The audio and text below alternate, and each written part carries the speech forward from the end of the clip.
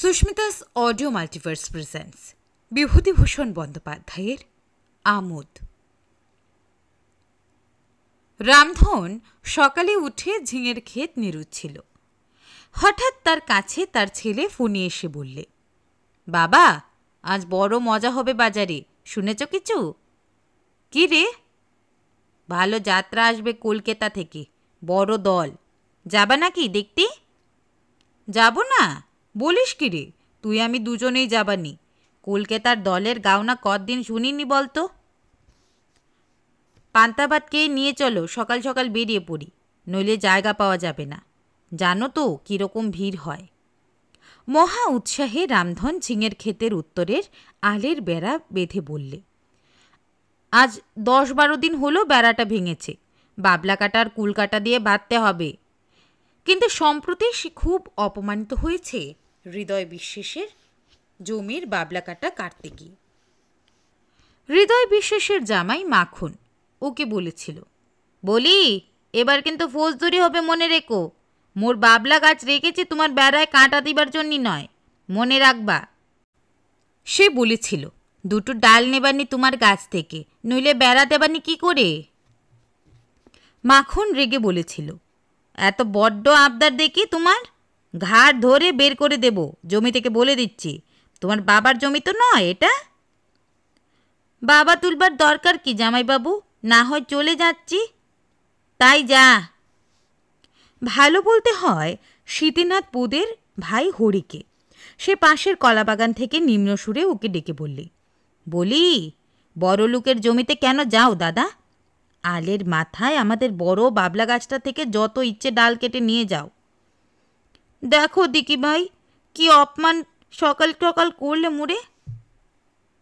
বাদ দাও, 7 কাদা জমিতে ধান বুনে মাথা একেবারে শখ গিয়ে উঠে গিয়েছে ওদের। বড় লোকের দূরে যাওয়ার দরকার কি তোমার দাদা? নিয়ে যাও ডাল যত ইচ্ছে। সেই ডাল দিয়ে আজ 10-15 দিন ধরে বেড়া বাঁধল রামধন।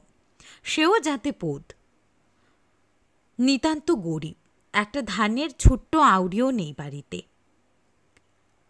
এমন লোকের কি আর খাতির হয় গায়ের বড় লোকদের মধ্যে?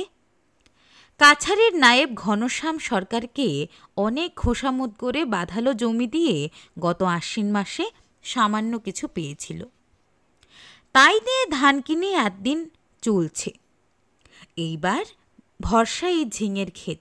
ঝিঙের দাম আছে বাজারে এবার 16 টাকা মন। ফিয়াটে 1 মন ঝিঙে বিক্রি হলেও ওদের সংসার হেসে খেলে চলবে। এ জমিতে ঝিঙে ফলবেও ভালো। দুপুরের ভাতটাত খেয়ে রামধন আর তার ছেলে ফণি 5 ঘরার বাজারে যাত্রা দেখতে যাবার জন্য তৈরি হলো। এখান থেকে 6 কোষ পথ। পথে বামুনদহর বিল পার হতে হবে, কুদালে নদী পার হতে হবে। রাস্তা নেই, শুধু মাঠের আলের উপর দিয়ে হাঁটতে হবে। মস্ত বড় শ্মশান পড়বে নকফুল রামনগরের। কষার বন 3 পুয়া পথ। ফণি বললে, বাবা, রাত্রিরে কি খাবো? চিড়ে সঙ্গে নিও, তাই ভিজিয়ে বাপ্পুতে খেয়ে নেব। চলো সকাল সকাল বেরিয়ে যাই। গেল ওরা বেরিয়ে দুপুরের পর। রামধন পোত একসময়ে যাত্রার বড় ভক্ত ছিলেন। একবার তার ছোটবেলায় মতিরামের বিখ্যাত যাত্রাদল এসে পালা গান করে সাহাপুরের বিশ্বাসদের বাড়ি। অমন গান কখনো এদেশে কেউ শোনেনি নাকি। রামধন সেই থেকে যাত্রা গাওয়ার কত বড় বড় দল যে দেখলে জীবনে। মতি রায়ের দল গেল, তার ছেলে ধর্মদাস রায়ের দল হলো। ধর্মদাস কি সুন্দর অ্যাক্ট করত, শুনলে চোখে জল আসত। কি এক গানখানা! কতকগুলো গান তার চিরকাল মনে থাকবে।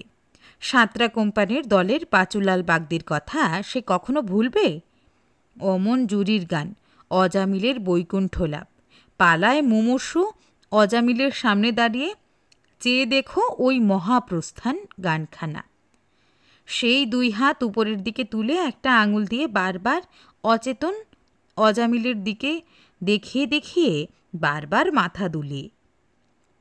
না, সেসব জুড়িও আজকাল আর যাত্রা দলে নেই, তেমন গানও কেউ আর গায় না। যাদব বাড়ুজ্যের দলের রাজার অ্যাক্ট করত সেই একটি লোক, ঠিক একেবারে কি রাজামশাই। আচ্ছা, কোথায় ওসব লোক জোগাড় করে যাত্রা দলের লোকেরা? হাত পা নেড়ে কি তার কথাবার্তা! হাঁ করে অবাক হয়ে চেয়ে থাকতো রামধনপুর।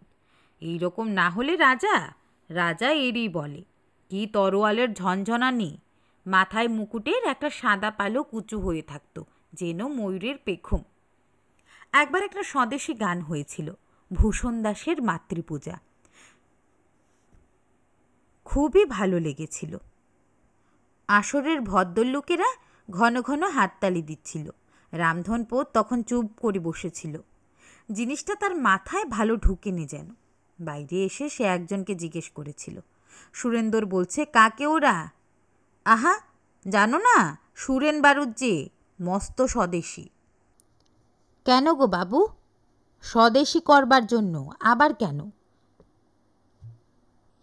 ভগবান ব্রহ্মার রুলে কে? বরিশালের অশ্বিনী দত্ত। তিনি কে গো? নাম শোনোনি? মস্ত বড় স্বদেশী, মহাপুরুষ লোক। পূর্ব দিকে ফর্সা হয়েছে। কাককুকিলের ডাক শুরু হলো ডালে ডালে। রামধনপোত এইটুকু তথ্য সংগ্রহ করেই মহারিষ্টমনে গঞ্জের বাজার থেকে চলে এসেছিল। তখন দুবলহাটির গঞ্জে কলকাতার ফোরে মহাজনেরা বেগুন মাপত 2.5 টাকা মণ। কিন্তু জিনিসপত্র সস্তা কত! কোথায় গেল সেসব দিন? তারপর এলো নতুন ধরনের যাত্রার যুগ। এখন কি সেসব এসেছে? তার মানে ভালো বুঝতেই পারে না রামধন। সাজ পোশাকেরও তেমন জাঁকজমক নেই। বেলা 3টের সময় বামুনদর বড় বিলের পাড়ে এসে পৌঁছল দুজনে। ওপারে বড় একটা বটগাছ। কষার ঘাসের ঝোপ সবুজ হয়ে উঠেছে।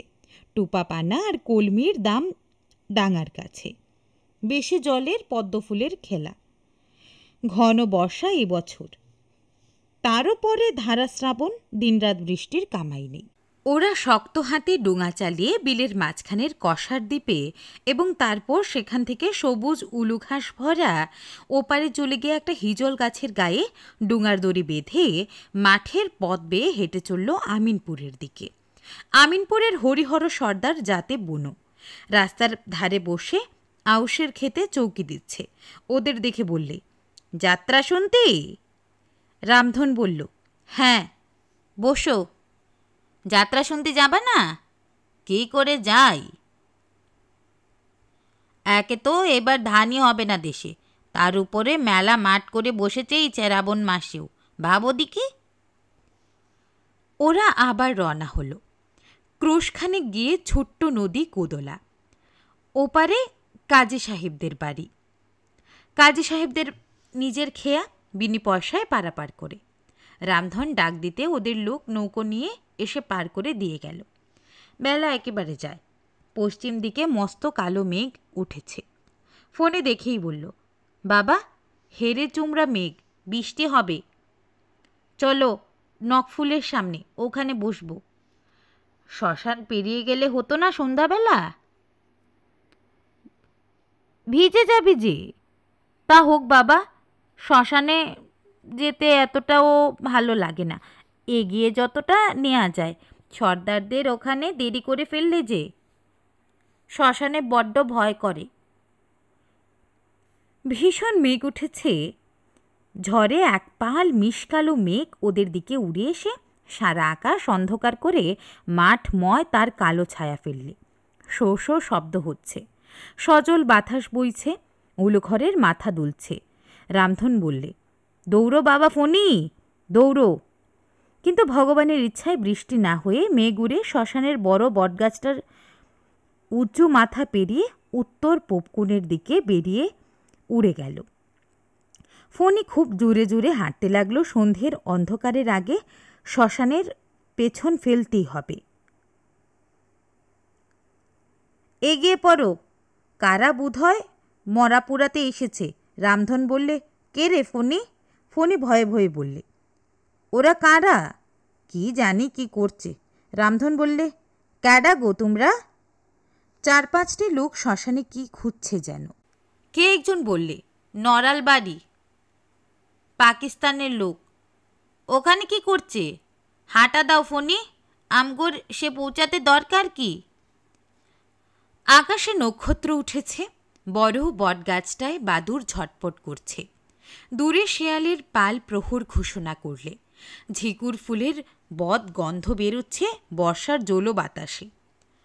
ফণির গা কেমন করতে লাগলো। ওই তেতো কড়া বোটকা গন্ধ নাকে এলে যেন মনে হলো তার জ্বর হলো। আরও ক্রোশখানিক পথ হাঁটল ওরা। এবার রামনগরের বাজার এসে পড়বেই সামনে। রাস্তার ধারে ঝুলনের বাজার বসেছে। পাঁপড় ভাজা, মাটির ছোবা, পুতুল, পিপি, বাঁশি, মুড়ি, মুড়কি, ফুলুরি, তালের বড়া, হাঁড়ি, কলসি, সরা, তালপাখা, ঘুনসি, ফিতে, চিরুনি, পান। লুকে লুকারণ্য। রামনগরের ঝোলনের মেলা এদেশের বিখ্যাত ব্যাপার। আশেপাশের অনেক গ্রাম থেকে লোক এসে জুটেছে। রামধন ও ফণি তাড়াতাড়ি আসরের দিকে চলল। দূর থেকে একটা হট্টগোল শোনা যাচ্ছে, আর শুধু দেখা যাচ্ছে লোকের মাথা। বড় বড় হ্যাজাক লণ্ঠনের আলো জ্বলছে আসরে। রামধন বললে, ও বাবা ফণি, কেমন আসর সাজিয়েছে দেখ, চল শিগগির। কিন্তু যাত্রার আসরের গেটে ওদের দুজন শার্ট পরা ভদ্রলোক আটকে ফেলে বললে, কোথায় যাচ্ছ? রামধন ভয়ে ভয়ে বললে, ইয়ে আসরে। হবে না, ফিরে যাও। আগে অনেক দূর থেকে আসছি, বড্ড কষ্ট করে। যাও যাও, একে মামা বাড়ির আপনার, ভাগো। রামধন হাত জোর করে বললে, বাবু একটু জায়গা পাবো না? ওদের মধ্যে একজন রেগে বললে, না না, হবে না, ভদ্রলোকের আর মেয়েদের আগে, তারপর তোমাদের। বাবু, গলা ধাক্কা দিয়ে তাড়িয়ে দাও তো পরেশ, ওকে বসতে না দিলে চলছে না। আর ভাগো এখান থেকে। তার চেয়েও দুর্ঘটনা ঘটে গেল। রামধনের ছেলে যুবক এবং তার রক্তগরম। সে প্রতিবাদের উত্তরে কি বোধহয় বলেছিল গেটের ওপাশে। হঠাৎ কিলচরের শব্দে মুখ ঘুরিয়ে দেখলে রামধন ওর ছেলেকে ঘিরে ফেলে কারা মারধর করছে। সে ছুটে গিয়ে লোকজনের পায়ে পড়ে ভিড় থেকে বার করে নিয়ে এলো। ফণির চোখের কোণ দিয়ে রক্ত পড়ছে, মাথার চুল উস্কো খুস্কো, বড্ড মার খেয়েছে সে। রামধন ছেলেকে নিয়ে একটা দোকান থেকে জল চেয়ে নিয়ে ওকে খেতে দিলে, আর চোখে মুখে দিলে। কিছু সুস্থ হলে ওকে গরম এক পেয়ালা চা 6 পয়সা দিয়ে খাওয়ালে। বললে, দুটো চিড়ে ভিজিয়ে দি বাবা। না, এখন কিছু খাবো না, চলো যাত্রা দেখি। কি করে যাবি ওখানে?